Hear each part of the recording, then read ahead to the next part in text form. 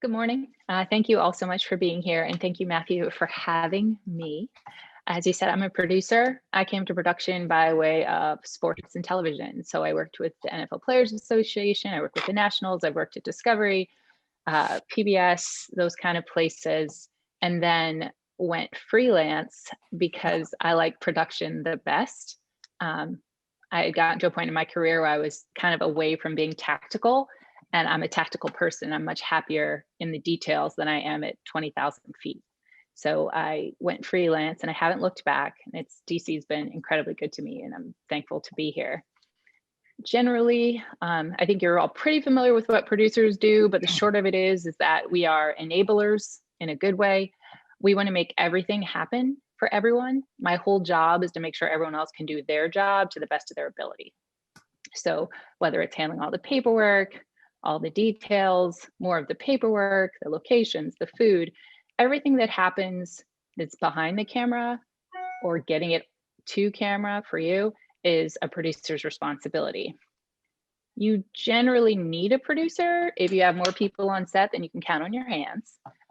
If the scope of the job is something you haven't done before, or something you don't want to take on by yourself. Like if you're saying to yourself, oh, this is the biggest job I've ever won, you probably want a producer for that. And then if you're the kind of shooter who just wants to show up and shoot, meaning you don't want to think about anything else other than your shot, you most definitely want a producer. Good thing is, I think it's a good thing, is that there are shoots that don't need me. A lot of photographers will have projects that are, passion projects that you're going to have to produce yourself or do yourself. Because sometimes to get to bigger jobs, you need to make your smaller jobs look like bigger jobs. So it's important to know how to self-produce, or especially in the current times, we want to limit headcounts on your sets, or there are budget restrictions and you can't afford a producer. So you should know how to do some things yourself. Now, selfishly for me, I like when photographers are more informed. It makes my job easier. So when photographers ask me about production, I'll tell them anything they want to know, so that by the time they get to a bigger job that needs me, they have a base of knowledge and we're not starting from scratch. So that's primarily what we're talking about today, is how to empower yourself and be your own producer. And of everything we're going to talk about, something to take to heart, which sounds superficial, is make it look expensive. If you're going to self-produce and you want bigger jobs, you need to have your small jobs look like big jobs. People don't mind paying for things, but they want to feel like what they're paying for, like that they're getting the winning end of the deal. Someone doesn't want to pay you the most they've ever paid someone and feel like you got over on them. So all throughout the process, even just starting with your bids and how you present things, make it look like something someone should pay for. You're photographers. You deal in imagery. You know what looks nice. You know if your bid looks nice, if it's aesthetically pleasing. I saw a photographer submit a bid they sent to me, said questions. It was just in a Word doc, just a Word doc. There was nothing great about it. Nothing that said I should pay for it. And I'm not saying it needs rainbows and unicorns, but it needs to look like you're a production company. Even if you are, a lot of us are sole proprietors, an LLC, you should look like big business, because as you get big jobs, you're competing against people who are big business. You're competing against people who have producers behind them, making things look right. So the first thing I would say in any part of it is just make it look like something someone wants to pay for. Now, of course, getting them to pay for it means you have to bid it. I don't know too many photographers who love to bid. They love to win, but they don't love the bid process. If you can't have a producer help you with your bid and you have to do your own, first of all, make sure it looks good. Second of all, if there's you have to know, do you know your baseline costs? Sorry, I'm a little distracted when I see things pop up. You have to know your baseline costs. And by your baseline costs, I mean, are you charging for your cameras and your lenses, your insurance, what your labor costs, not even talking about usage, because that's a whole nother bucket. What are the costs that you charge for every shoot, no matter what? And you can have a couple different baseline templates, be it, editorial, commercial, commercial plus clients, and have that in mind. So that way, when someone calls you and they say, oh, I need to get a bid, that part's already done. The next thing you want to do is ideally, when they tell you that they want you to do a bid, that they have boards. And I know you're like, Carleen, everyone doesn't have boards. Totally true. Boards, a description, ask some questions, because it's hard to do a bid when you don't know what you're creating. So if they show you these boards, the next thing I need you to do is to look at the boards and look at everything in them and see if this is your set, how did everything get there? How?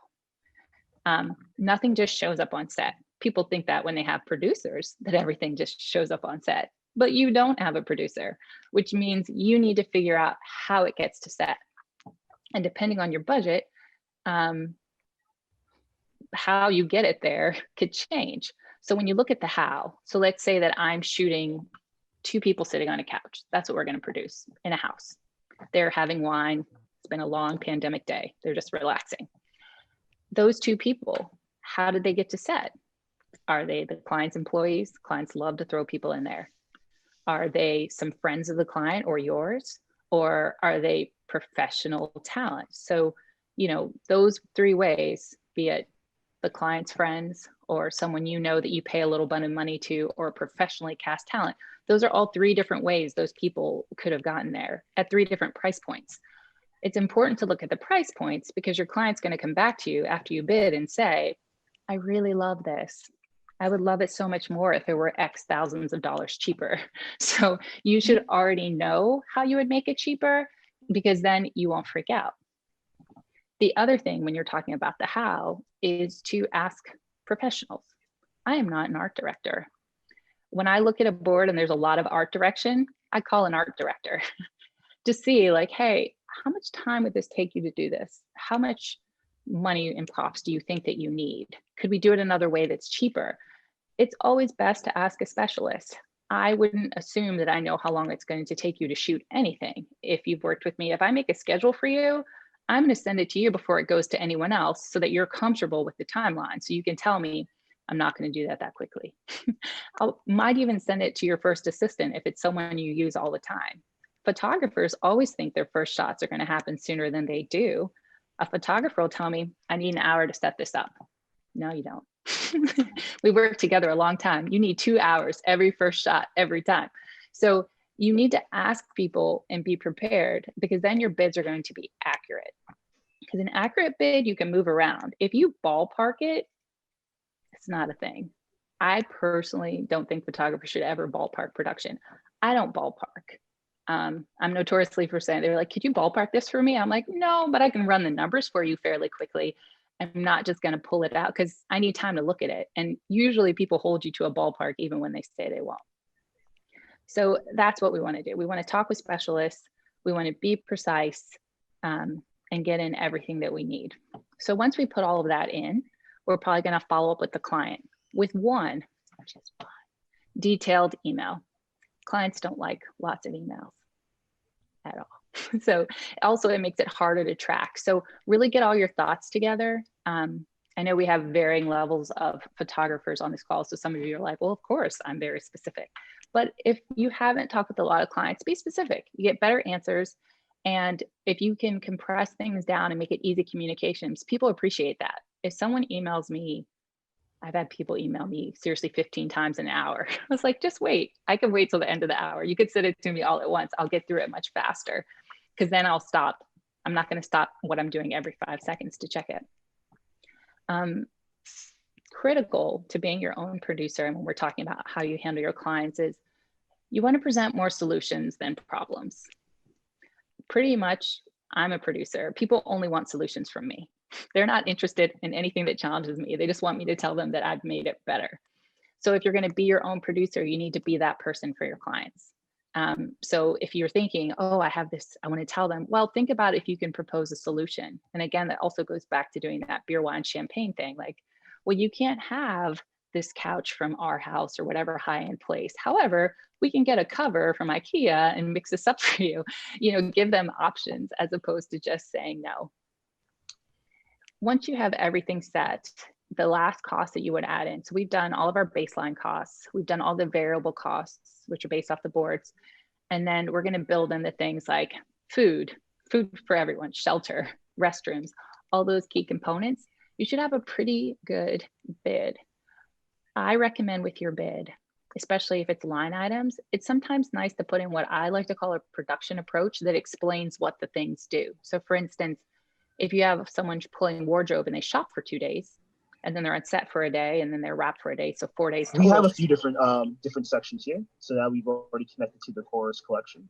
We have the data set name that's already set in default, and we have our modes. So currently right now, yeah, okay, all good. So if you, where were we? Yes, putting all the costs in, get your estimate right. You want to put in a production approach. Oddly, you might think, well, there's a line item, it says exactly what the days are. But some folks just look at a line item estimate and they just see a bunch of gibberish. So sometimes it helps to write it out like, hey, this person's going to shop for 2 days and pull 3 outfits per person. You can be specific, because the thing is, when you are specific, when a client changes their mind, everyone knows they changed their minds. The more that you are kind of vague because you think it'll help you win if you're loosey-goosey, everyone loves loosey-goosey. That means you're doing everything. People are like, I don't want a set shot list. Yes, you do. You want a set shot list. So that way, if there are changes, we can all acknowledge them and move forward from there. So once we have our bid and we win, which of course we're going to win, we're going to move on to pre-pro. So the thing with pre-pro is everything. If you listen to nothing else I say, or you mute me or whatever, please just remember that pre-pro is everything. I've actually never had a truly bad day on set, and I've been producing a long time. I've had some really bad pre-pro days where I feel like nothing is going to work and everything keeps changing. But if I work through it on set, it's great. Like for me, I pre-pro so hard. I go so hard at it. Because it matters the most, because that's when all the decisions should actually be made. When we're shooting, we don't want to figure stuff out on set. Nobody wants to do that. It's expensive to brainstorm on a set. You have a whole crew waiting for you to figure it out. Don't do that to yourself. Pre-pro, the main element of pre-pro is a great schedule for pre-pro. So when is your stylist shopping? You're like, well, I booked 2 days for them to shop. Well, yes, but they have jobs other than your job. So you need to make sure that those 2 days work within their schedule too. When you have people working for you, you have to take into account that everyone's a freelancer. So talk with them, see what works for them, find out how best to integrate them into a schedule. And don't just assign tasks like approve wardrobe, assign it specifically to the client who approves it. Assign it to the crew who does it. Tasks that no one owns aren't really going to get done, because then everyone just assumes you're going to do it because you're the producer on history. So it rolls back to you. So it's fine. People like responsibility. Crews like responsibility. People love to know what's expected of them. So do your best to really be clear. This is your crew and your team. People appreciate it. A great production process results in a shot list that isn't just a shot list with camera angles. A shot list has the shot and everything that's in it, everything that must be done. Which props are in it? Is there a green cup, a red cup? Are we looking at cups? This couple, is it red wine, white wine? Is there a couple that's sitting on the couch? If I'm saying that shot A is this couple sitting on the couch sipping wine, those kind of things, like, be specific, because then the art department knows, oh, I need this certain wine glass here and I need this there, and they're ready for the shot, and you're not losing time running around. Because this shot list that we're working on will eventually become our production book, which is our set guide for our pre-pro meeting, which happens right before, and for the actual shoot. For me, I believe a production book is a book that could walk, meaning if I build a production book and you've never been on any of my sets and somehow I break my leg on the way, if you had that book, even if you never worked in production, you could run my set fairly easily, because it's really specific about who's doing what when they're in makeup, when they're in wardrobe. So the stylists can see it and know, because that way, if people are late, they know why they're late and they know why I'm coming to talk with them or why you're coming to see them. So the more details, especially if you're self-producing, the more things you tell people, the more they can help you and be independent, and you can just shoot. So again, be clear, share everything with everyone. And when you put documents together like a production book, it's not just throwing throwing like the boards in there and a rough schedule and a map of where to go. That's not it at all. It should really be a thing where each shot kind of has its own guide on one page so that anyone can look at it and know exactly what should be happening at a certain time. It's also helpful to do it that way because then on a pre-pro call, when you walk through it with the client, they can agree to everything. So when you're on set, if they change their minds, it's, oh no, that's what we agreed to yesterday. So we know that we're changing our minds. And that's important because if it causes delays, we know why. If we have to sacrifice a shot, we know exactly why. So be specific and really put some thought into it. So that way, when you're on set, everything is easy. Once you're on set, because you're pre-pro'd, everything is easy. And you need to remember that for you, it's a work day, but for clients, it's more like a party with a purpose. They like the crafty, they like the lights, they like the crew, they like to look at the wardrobe. Clients love being on set. Agencies love being on set. What we need to do, and remember I said at the top of this, is make it look expensive, make it fun. When you pre-pro, right, you don't really have to worry about much logistics. So you can keep it interesting for folks and they'll be comfortable in the space. Like they'll enjoy it because it's fun. Everyone Instagrams everything from set, not as much now because COVID, but this will pass and everyone will be back to taking all the shots on set. I've been fortunate. I work with a couple really great junior producers. Kat and Malcolm are both on, and they explained to me once with the craft. I was like, I want it beautiful. She's like, oh yeah, you want it Instagrammable. I was like, do I need that in my life? Apparently I did. So have good people around you who keep you up to speed. Because me, I'm worried about time and making sure people are comfortable. I'm less worried about if they feel like my shoot is social media worthy. I mean, I'm aware now. I've been converted, but that's what people care about that. And it seems like a small thing because you're like, well, I gave you great shoots. But remember, like for me, I've made it snow, made it rain, helicopters, planes. I've done a lot of shoots, but I'll do something incredibly difficult like that. And they'll be like, oh, but the lunch was amazing. And I was like, the lunch, that's where we are. Seriously, we're in a helicopter. Yeah. But did you see those donuts this morning? They were incredible. So those kind of things are what oddly people care about. And they're the things that it seemed like a small way to take yourself to the next level, but I've seen it too many times. That's kind of what clients look for is the experience of being on set. I know a lot of photographers who clients book them over and over again because their work is great, but they're also like, oh, it's so much fun. Remember, ha, ha, ha, like all the good times they had. So think about that, even as your personal brand. It's like, not everybody's a ha, ha, ha kind of person. I'm funny-ish. I'm definitely more about getting things done. So lean into your strengths and make sure you have a good team around you to flex in your weaknesses. That's a really important part of it.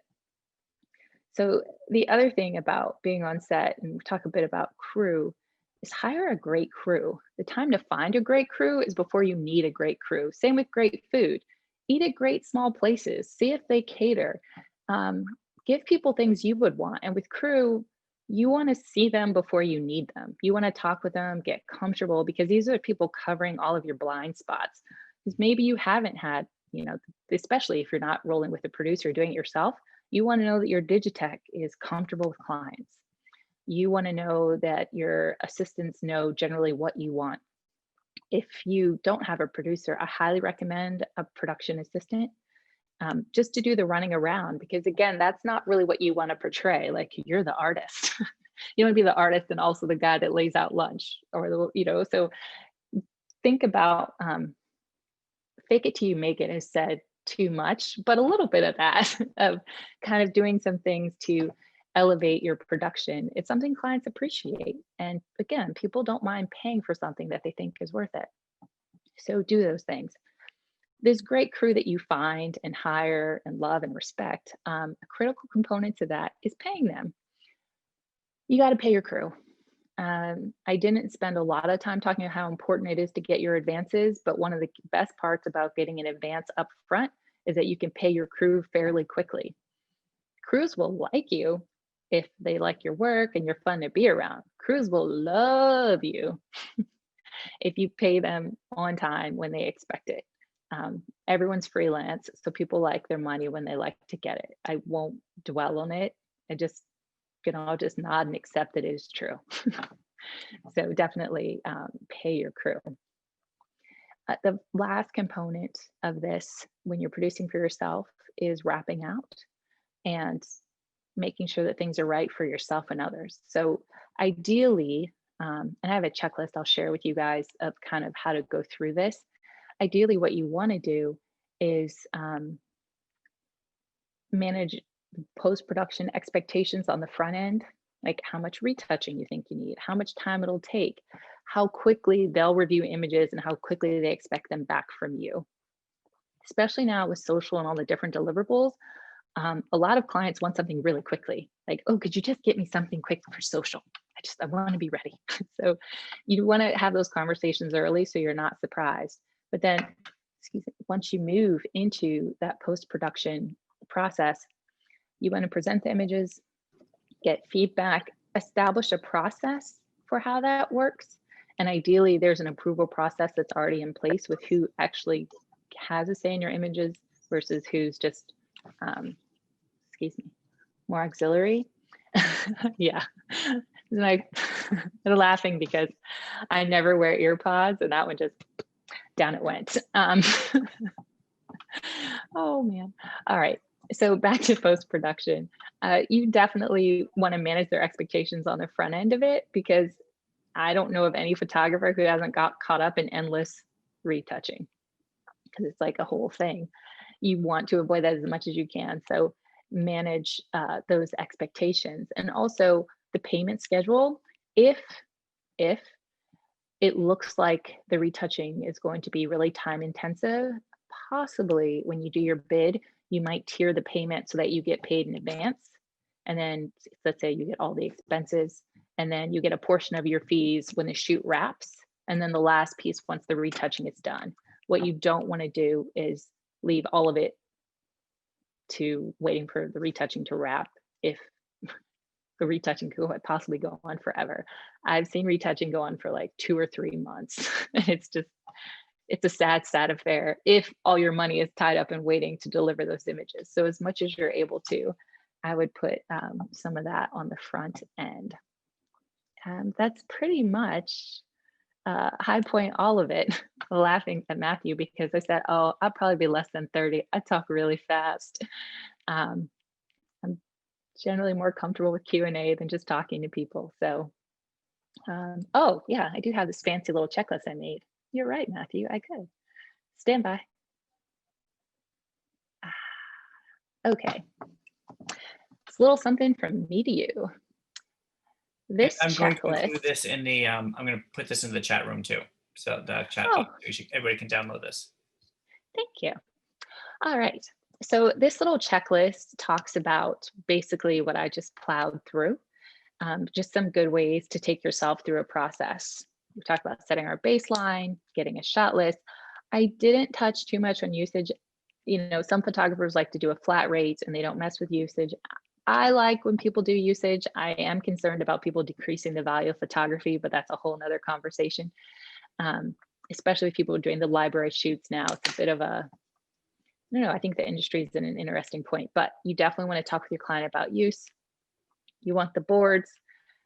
Ask yourself how everything came to be, potential crew and their rates and times, post-production obligations. Yes, make sure they sign all your paperwork and make your schedule.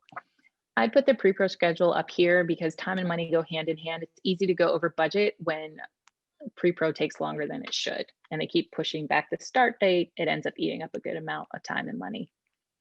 Pre-production, these are the steps here. Hold your crew, secure your locations, cast talent, make sure your insurance is what you need, pay your stylists their advances, get your advance. You're going to confirm your list. So yeah, this is pretty much just more detailed kind of list of what I just talked about. If you guys want to take a look at it more so than me read through, is that helpful, Matthew? Sure. Can I ask you a couple questions as we go through things? yeah, that sounds great. So you mentioned the licensing. When you put a bid, do you include the creative fee and the licensing together, or do you separate them out? Depends on the client. It really does.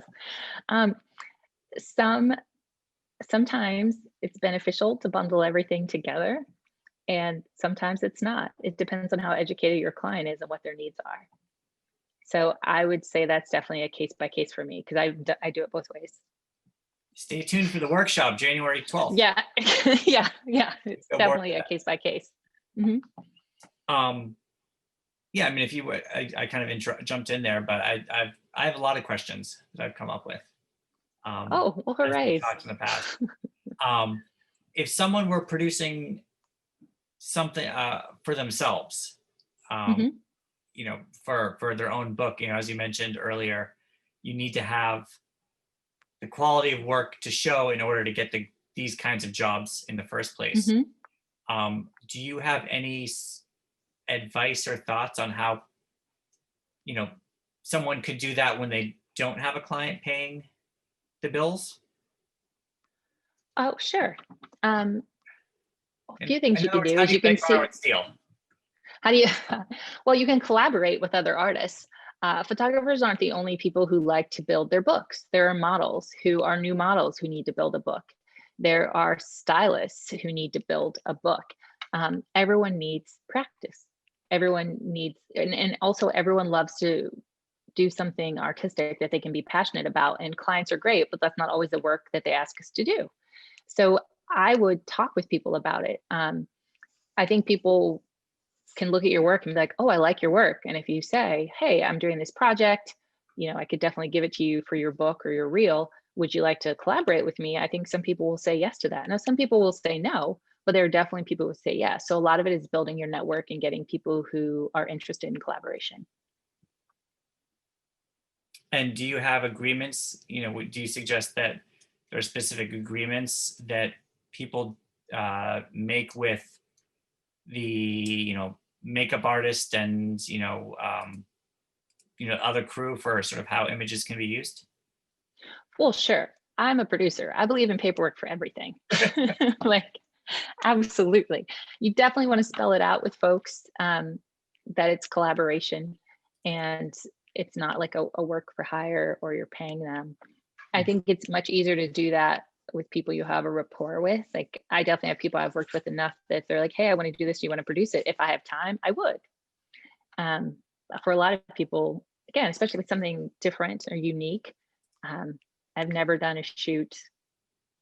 I'm trying to think what I haven't shot on that I'd like to. I'm trying to think where I'd go. If someone offered me a shoot on, like, I like doing various modes of transportation. So if someone offered me to do a shoot in a like old fashioned horse and buggy, let's say, I would do it. Like, you want to produce it? You want to find that? Sure. Like, if it's challenging and interesting to me, I would go for it. And I think a lot of artists and production people probably feel the same. So someone asked, how much should someone expect to pay a producer? Depends on where the producer is and how experienced they are. I've seen producers book anywhere from, I've seen 500 to 2,500. Okay.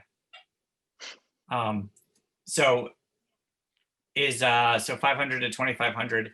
Do you differentiate between sort of pre-production days and on-set days, or is it just?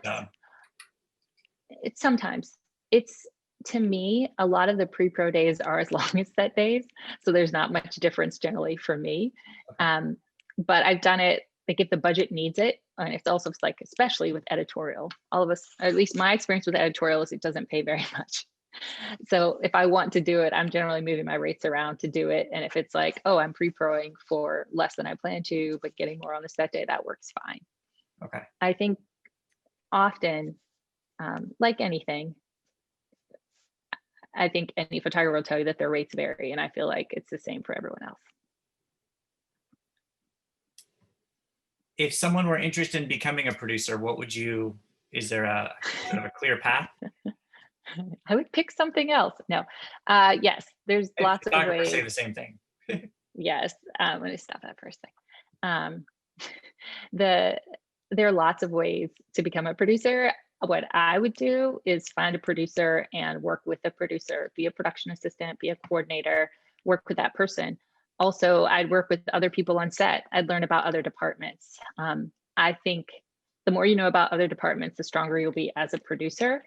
And the more you see behind the scenes and actually prepping a shoot, you'll be a better producer. So I mentioned that I have junior producers I work with, and I work with Kat and Malcolm, and I've worked with them for years. And we started from scratch, but at this point they know exactly how I like everything and it's perfect. And they go out and produce their own jobs and they feel confident doing it.